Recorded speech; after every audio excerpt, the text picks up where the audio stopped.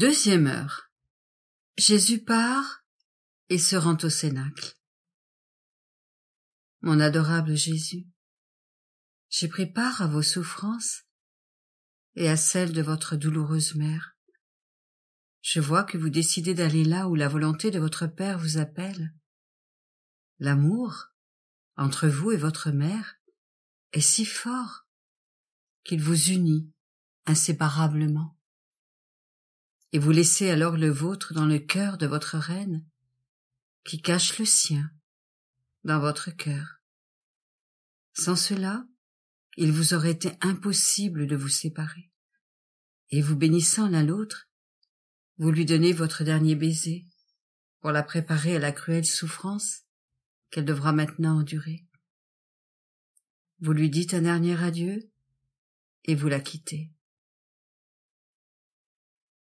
Mais la pâleur de votre face, vos lèvres tremblantes, votre voix étouffée, comme si vous vouliez pleurer après lui avoir dit adieu, tout me montre combien vous l'aimez et combien vous souffrez d'avoir à la quitter. Vos cœurs fondus l'un dans l'autre pour accomplir la volonté du Père, vous vous soumettez à tout. Vous voulez faire réparation pour ceux qui permettent à l'amour des parents, des amis, des liens et des attachements de les empêcher d'accomplir la sainte volonté de Dieu et de parvenir au degré de sainteté auquel Dieu les appelle. Quelle souffrance vous donnent ces âmes en rejetant votre amour pour se contenter de l'amour des créatures.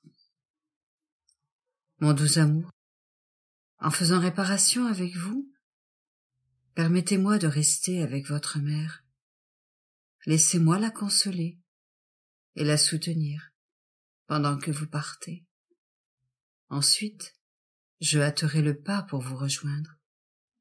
Mais je m'inquiète de voir ma douloureuse mère tremblante. Sa tristesse est si grande que lorsqu'elle essaye de dire adieu à son fils, sa voix meurt sur ses lèvres et elle est incapable de parler. Son amour la fait presque défaillir et elle s'écrie « Mon fils, je vous bénis !» Quelle cruelle séparation, plus cruelle que toute mort. Mais la douleur l'empêche de rien ajouter et elle reste sans voix. Reine douloureuse, permettez-moi de vous aider. Laissez-moi sécher vos larmes et vous réconforter dans votre amère souffrance. Ma mère, je ne vous laisserai pas seule. Je vous demande de me prendre avec vous. En cette heure très douloureuse pour vous et Jésus, vous m'enseignez ce que je dois faire. Vous m'apprenez comment je dois le défendre, lui faire réparation et le consoler et, s'il le faut, donner ma vie pour défendre les vôtres. Je ne sortirai pas de sous votre manteau. À un signe de vous, je volerai vers Jésus. Je lui offrirai votre amour, vos affections et vos baisers avec les miens.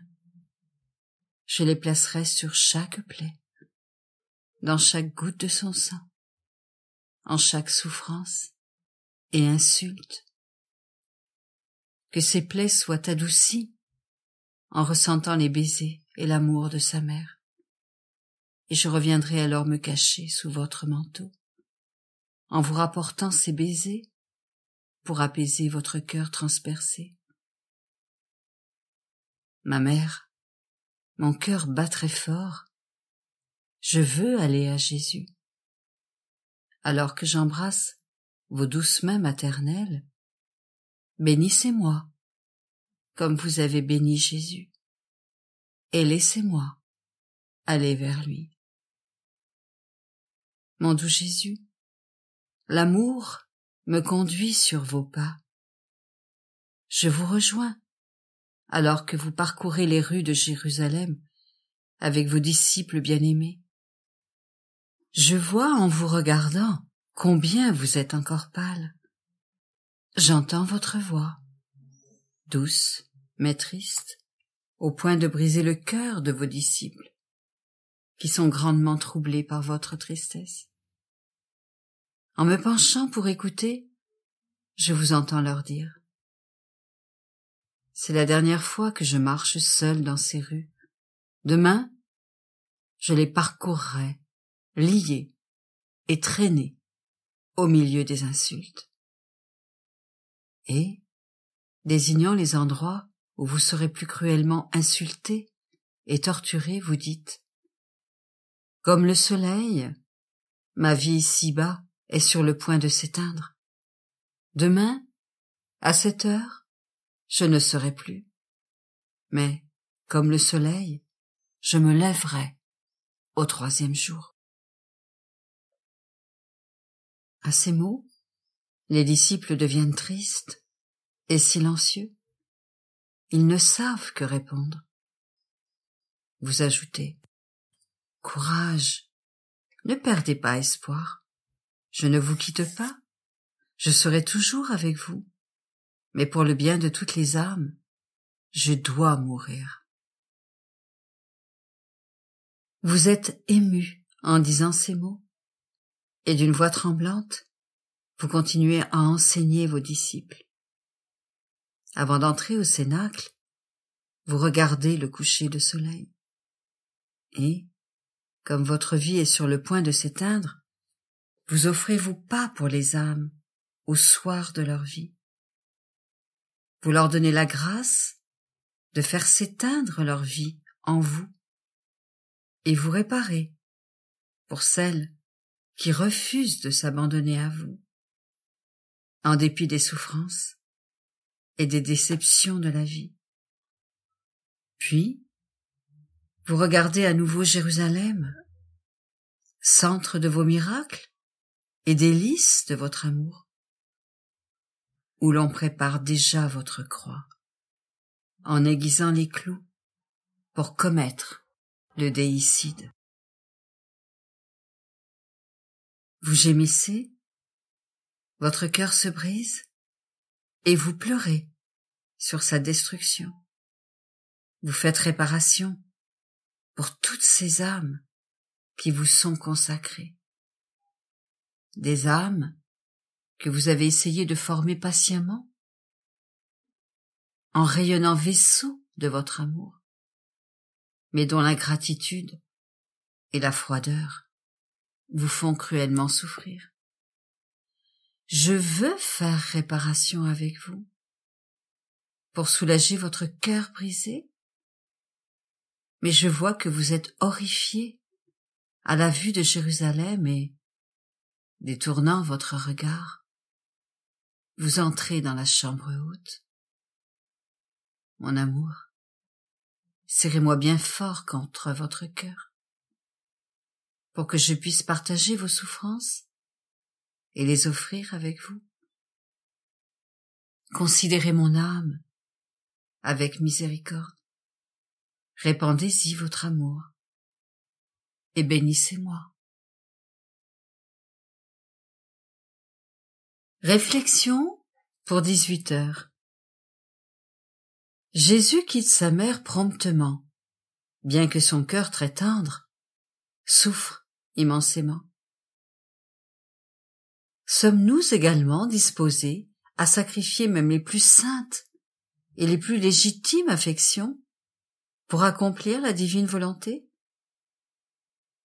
Pensons en particulier à ces moments où nous pouvons nous sentir éloignés de la présence divine ou d'une dévotion spécialement chère. Jésus n'a pas agi sans délibération. Il ne pensait qu'à glorifier son Père et à lui demander le salut des âmes. Nous devons avoir les mêmes intentions que Jésus, c'est-à-dire de nous sacrifier pour la gloire du Père et pour le bien des âmes. De plus, nous devrions imaginer que nous mettons nos pas dans ceux de Jésus-Christ. Il ne perdait pas un seul instant, mais pensait toujours à toutes les créatures, en faisant réparation pour toutes les actions mauvaises glorifiant le Père comme il le mérite et redonnant vie à ceux qui se sont égarés, afin qu'ils puissent suivre la bonne voie. Nous devrions aussi faire la même chose en suivant les pas de Jésus-Christ et avec ses intentions. Est-ce que nous suivons la voie droite, avec tant de modestie et de recueillement, que nous sommes pour les autres un exemple qui les inspire à la dévotion et à la sainteté? Dans son affliction, Jésus parlait à ses apôtres de son immense passion. Que disons-nous dans nos conversations? Lorsque l'occasion se présente, faisons-nous porter notre conversation sur la passion de notre divin Rédempteur? Lorsque Jésus aimant vit que ses apôtres étaient tristes et découragés, il s'efforça de les réconforter. Dans nos conversations, avons-nous l'intention de réconforter Jésus? Lorsque nous engageons ces conversations, est-ce dans la divine volonté, en infusant aux autres l'esprit de Jésus-Christ? Comme Jésus, en route vers le cénacle, enfermons, en les accomplissant, toutes nos pensées, nos affections, nos battements de cœur, nos actions, nos repas, notre travail et toutes nos autres actions dans le cœur de Jésus. De cette manière, toutes nos actions acquièrent un caractère divin. Mais, comme il est difficile de maintenir toujours ce divin caractère, en raison de la difficulté que l'âme rencontre en essayant de rendre ses actions immédiates, c'est-à-dire de les infuser continuellement en lui, l'âme peut substituer la disposition de sa bonne volonté.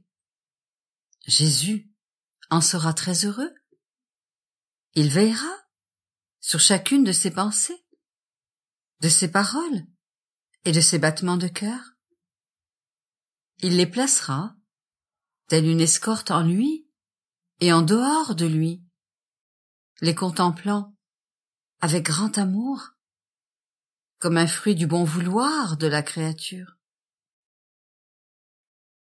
Lorsque l'âme se fond en lui, elle accomplit ses actions avec celles du Seigneur, et le bon Jésus se sent si attiré par cette âme qu'il fait avec elle tout ce qu'elle fait, transformant ainsi l'œuvre de la créature en œuvre divine. Tout cela est l'effet de la bonté de Dieu, qui considère tout et récompense toutes choses, même les plus petits actes accomplis dans la volonté de Dieu, afin que la créature ne soit en rien lésée. Ô ma vie et mon tout, que vos pas guident les miens, et alors que je foule cette terre, faites que mes pensées puissent être là-haut, dans le ciel,